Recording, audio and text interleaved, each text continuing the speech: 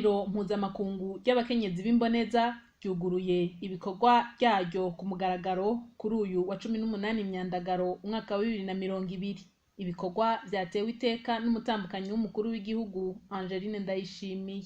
Denise Bucumi, umutambukanyi w'uwahoze arongoye Uburundi, ari nawe yatanguje iryo huriro ry'abakenyezi b'imboneza, yabanje kwibutsa ko iryo huriro ryatanguye, aboneraho no gushimira ababashigikiye muri ivyo bikorwa, harimwo n'umunega wiwe nyakwigendera umukuru w'igihugu c'u Burundi Petero Nkurunziza. Ibikorwa by'iryo huriro byatanguye kuva mu mwaka wa 2017 aho Imana yangendera nkumva ko hakwiye kuba ihuriro ry'abakenyezi b'imboneza bo mu mihingo itandukanye y'isi kugira twibukanye ubwa mbere ko dukwiye kuba abakenyezi babona iyo bariko baraja femme de destinée, hanyuma tugaca duhaguruka dushize ubwoba tugakora kuko ubuzima bw'ibihugu byacu buraturaba.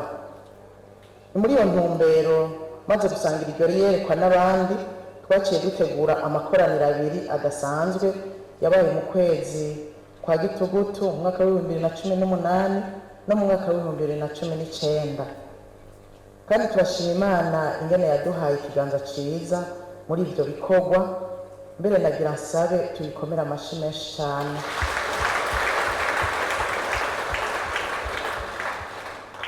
Ntitwokwibagira kandi gushimira cyane abatunganije ayo makoraniro, abaduterereye mu buryo butandukanye, abadusengeye aho bari hose kugira ibikorwa bigende neza, ariko cyane cyane mu nkundire shimire leta y'u Burundi ingene idahengeshanya kudushigikira muri ivyo bikorwa. Nagira nkengurukire cyane umunega wanje nyir'icyubahiro Petero Nkurunziza n'aho atakiriho,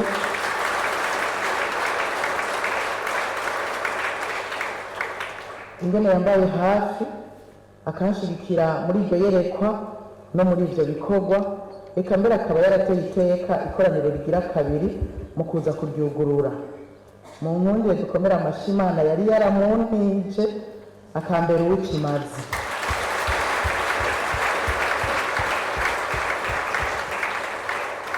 Denise Bucumi yamenyesheje kandi ico iryo koraniro ryamaze muri kahise n'ico bagiye gukora. Ndabutse ko ikoraniro rya mbere ryabaye ku igenekerezo rya 2025 gushika ku 2027 Gitugutu mu 2018, abakenyezi bo mu Burundi n'abaje bava mu migabane y'isi, Afrika, Amerika, Oceania, Aziya, Uburayi, baragiye hamwe bihangiro ridasanzwe ryo gukora mu ntumbero yo guteza imbere isi yose, bisinze icivugo ngo mukenyezi ubona iyo uri kuraja haguruka ushira ubwoba ubikore kuko birakuraba. Kuko ari nkako iri koraniro ryabaye akaryo keza ko kwibukanya ico turi, ico tubereyeho, ico dusabwa gukora, nico twokwirinda gukora nk'abakenyezi kugira ngo mu gihe cacu tuba bikimaze mw'isi. Mu ikoraniro rigira kabiri ryabaye ku magenekerezo ya 2024 gushika ku 2026 Gitugutu mu mwaka wa 19 2019, abakenyezi bavuye mu migabane yose y'isi barigiriye inama yo kubumbatira amahoro bisunze icivugo ngo mukenyezi ubona iyo uri kuraja haguruka ushira ubwoba ukore kuko kubumbatira amahoro birakuraba. Muri iryo koraniro twarigiriye inama yuko abakenyezi tugiye kubumbatira amahoro aho tubaye n'aho dukorera. Byongeye muri iryo koraniro rigira kabiri tumaze kubona ko amahoro ariyo nkingi y'iterambere rirama, kuko bukarahara mu ruganda ntibacura, abakenyezi bari ngaho baciye basaba ko iryo koraniro rikwiye kuba ishirahamwe ryemewe n'amategeko kugira ngo rikore mu guterera agacumu k'ubumwe mu iterambere ry'ibihugu byacu. Sagashishishwa rumuri imvugo yajanye n'ingiro, kuko uno munsi twaje kugurura icese ibikorwa by'ishirahamwe CIFR yemewe ku itegeko nshikiranganji nimero 530 agakoni 511 ryo kuwa 2026 Ntwarante mu mwaka wa 2020. Mumfashe dushimire cyane leta y'u Burundi irongowe n'umuvyeyi wacu nyenicubahiro General Varisito Ndayishimiye,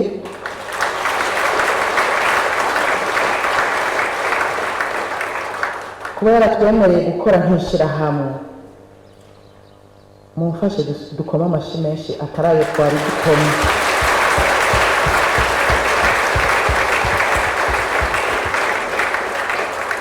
Nyenicubahiro mutandukanye w'umukuru w'igihugu, banyakubahwa mwese, ihangiro rya CIFR nuko tuba abakenyezi babona iyo bariko baraja kandi bakuye amaboko mu mpuzu, twisunze icivugo c'umukuru w'igihugu nyenicubahiro General Evariste Ndayishimiye,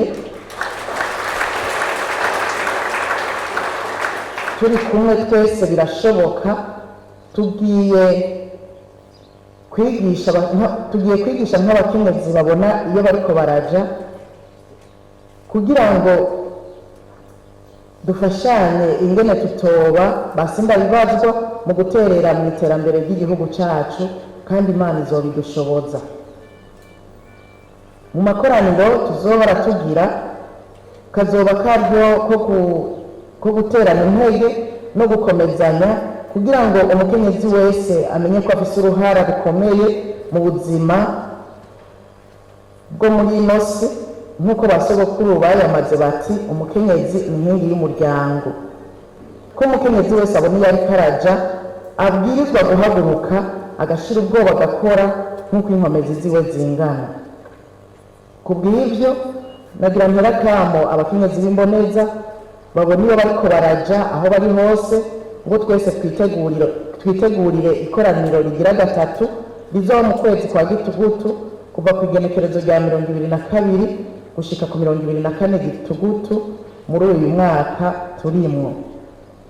Impande y'ivyo CIFR yifuza gushigikira imigambi ya leta y'u Burundi mu kwegera abakenyezi kugira ngo tubagirisha amahiganwa mu buryo bwo gutegura imbyino n'indirimbo ziteza imbere akaranga k'igihugu cyacu cy'u Burundi.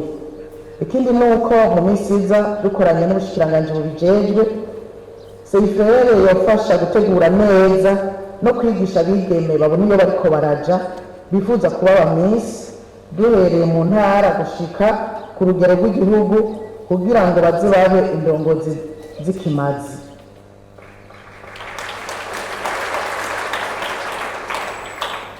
Tuboneye no gutera kamo abakenyezi b'abarundikazi n'abanyamahanga b'indongozi mu mico itandukanye bavyiyumvamwo kwinjira muri CIFR kuko babiri barutumwe. Umutambukanyi w'umukuru w'igihugu Angeline Ndayishimiye yashimiye abakenyezi b'imboneza, arabatekerera impanuro, yongera abatera intege.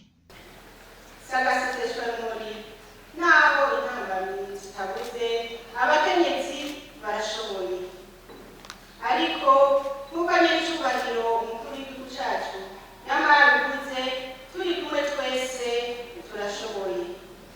Nimuze tubandanye tuje hamwe dusenyera ku mugozi umwe, byose bizoshoboka. Tuzorushiriza kugira inkomezi nitwakorera hamwe tugagishanya inama, tugashigikirana, tukungurana ubwenge, tugasenyera hamwe kuko n'ijambo ry'Imana ritubwira ko babiri baruta umwe. Mboneho